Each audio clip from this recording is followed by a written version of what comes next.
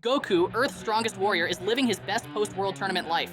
He's got a wife now, a 4-year-old son named Gohan, and the biggest worry on his mind is whether his kid inherited the tail. But the quiet doesn't last. One strange visitor from space, Raditz, shows up, flips the table, and reminds us all, this isn't just a martial arts anime anymore. This is a space opera. Raditz's arrival is the domino that knocks everything down. There, Goku learns many things. First, Raditz is Goku's long-lost brother. Second, he's not just a strong human, he's a Saiyan, an alien. Third, his bloodline has enemies with power levels that can wipe out planets like dust on a windowsill. And fourth, his real mission was to conquer Earth. Obviously, Goku isn't down for that, so he teams up with his worst enemy, Piccolo, to take Raditz down. Goku dies in the process, but so does Raditz, and not before warning them, two stronger Saiyans are coming, Vegeta and Nappa, and they're not here for small talk. While Goku trains in the afterlife with King Kai, the rest of the Z Fighters prepare for the worst. And when Vegeta and Nappa land, it is the worst. The battle is brutal. Yamcha, Tien, Chiaotzu, and Piccolo all fall. Gohan shows early flashes of power, but it's Goku's return that finally shifts the tide. Vegeta is barely defeated. He limps back to space, humiliated. But this arc plants the seed for what Dragon Ball Z becomes.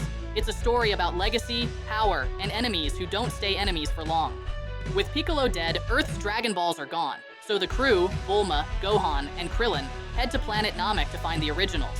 What they don't know is that Vegeta has the same plan, and so does the galactic tyrant, Frieza. It becomes a chaotic cosmic race for immortality. Vegeta kills Frieza's henchmen like it's a side quest, Gohan keeps leveling up in rage bursts, and Krillin just tries to stay alive. Then the Ginyu Force shows up, and they're a real threat.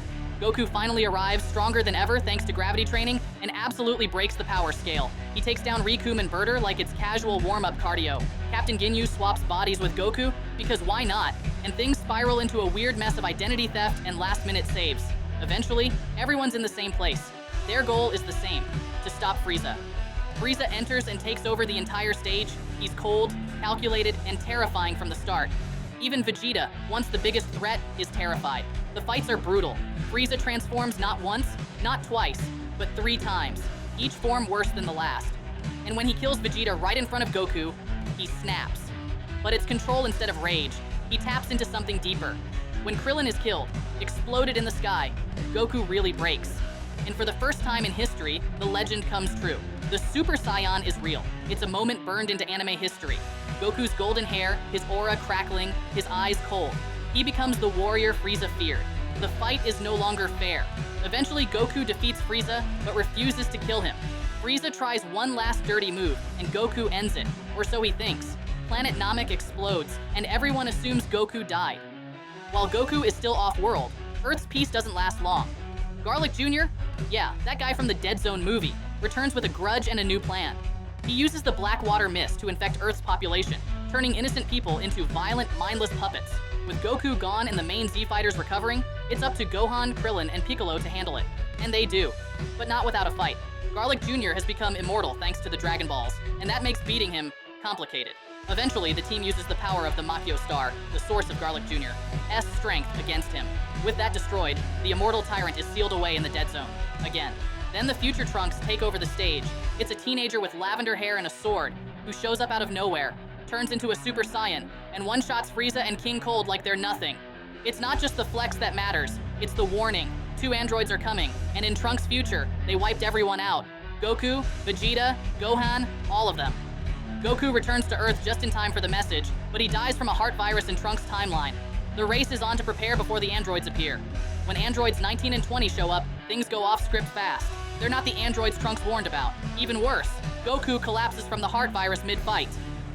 Then androids 17 and 18 enter, and they're way more dangerous. They're cold, playful, and strong enough to humiliate the Z Fighters without breaking a sweat. Vegeta, even in his shiny new Super Saiyan form, gets smacked down. But the real threat hasn't even woken up yet. Deep in a hidden lab, something terrifying is brewing, Cell. A bioengineered monster from the future, created by Dr. Gero's computer using the DNA of the strongest fighters.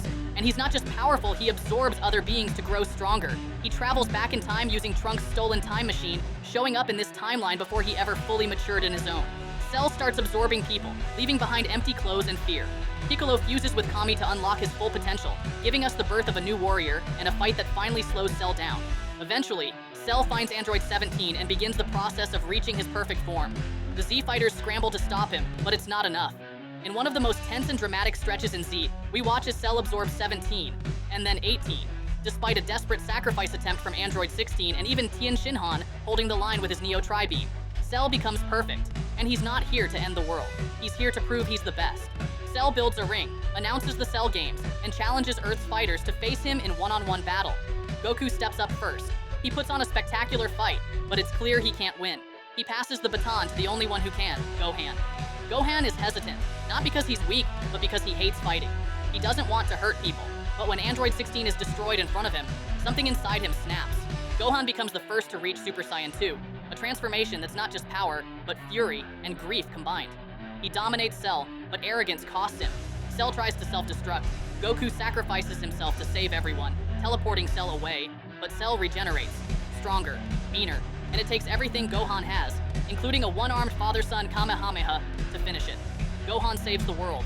Goku stays dead believing Earth is safer without him, and for the first time, peace actually settles in. 7 years pass. Gohan's in high school now, trying to live a normal life. He even has a superhero alter ego, the Great Saiyaman. It's goofy, awkward, and very un-Goku, but it's his life now. We meet Videl, daughter of Mr. Satan, and she starts to suspect Gohan's hiding something. Meanwhile, Goten, Goku's second son, is born and turns Super Saiyan without effort, because of course he does. Goku gets a one-day pass from the other world to compete in the World Martial Arts Tournament. Everyone reunites. Even Vegeta seems chill. But a new danger appears. 2 energy-hungry guys named Spopovich and Yamu attack Gohan during the tournament to steal his power. They serve Babidi, an ancient wizard trying to resurrect something even worse. The tournament abruptly ends. The real story begins. Babidi unleashes Majin Buu, a pink blob with the power to erase cities in seconds and regenerate from anything. At first, Buu is childish, unpredictable. But every time he's beaten or manipulated, he evolves, getting smarter, meaner, and more dangerous. Vegeta, after letting Babidi unlock his inner darkness, becomes Majin Vegeta and fights Goku in one of the most emotional battles in the series. Then, in an act of redemption, Vegeta sacrifices himself to stop Buu. It doesn't work. The fight becomes a desperate game of survival. Gohan trains with the Supreme Kai. Goten and Trunks fuse into Gotenks. Piccolo plays mentor again. And Buu keeps changing, absorbing fighters and gaining their powers. Goku unlocks Super Saiyan 3, but it's not enough. Even fusion isn't enough. Eventually, it's Goku and Vegeta, together as Vegito, who stand as the final wall. But the real final blow comes from something simple, something human, a spirit bomb powered by everyone on Earth. And Goku, finally given a chance to end it, destroys Buu. Peace returns. Goku meets Oob, Buu's reincarnation, and decides to train him. A new generation begins, and the legacy of Dragon Ball Z, Saiyans, sacrifices, screaming transformations, and everything comes to an end.